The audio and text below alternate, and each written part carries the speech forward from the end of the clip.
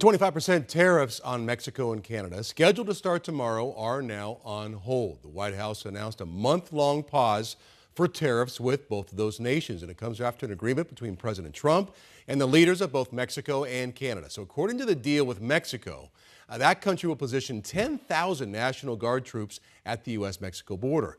The U.S. will respond with efforts to prevent high-powered weapons from being trafficked into Mexico. Now, this is just a pause, but what happens in the future? Many economists say these tariffs could lead to higher prices for consumers.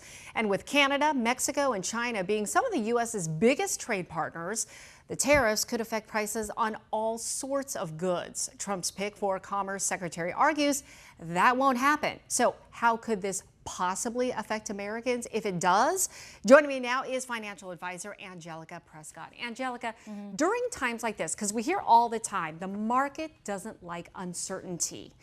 There tends to be a level of panic with a lot of people, right? Absolutely, and sometimes people don't even know what a tariff is. Yeah. And at the end of the day, tariffs is taxes to do business with us. So we're increasing how much it costs for them to come and work with us. That creates a lot of stress, and the other party can retaliate and create taxes for them to do business with us. So long story short, we've got to see how it impacts us each day. Yeah, I mean, a lot of people see this as basically an economic weapon, right? It is. That Trump is using.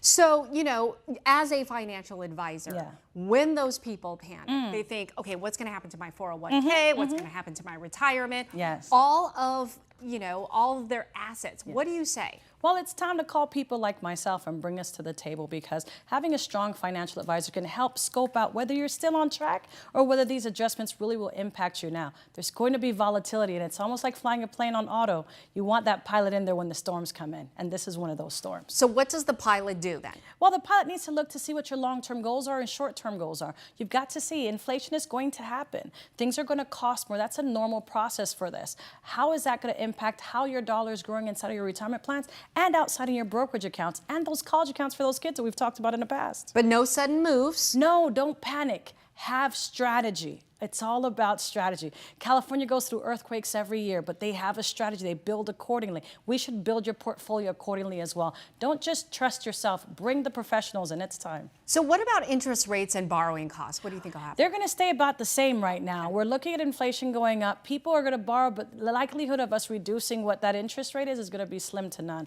So it's going to be a tight situation. We've got to work with our budgets. Okay, so tell us, what can people do in the meantime? Because, you know, there is a lot of concern. Well, whatever you do, first of all, wherever you can tighten up on your budget, do so. 2, plan ahead. If there's eating out, create something amongst your family, reduce the cost as best as possible, and buckle up, because we might see a lot of volatility. But long term, it's going to be just fine. Avoid panic selling and stay diversified. Yeah, all right. Thank you so much, Angelica. We appreciate it.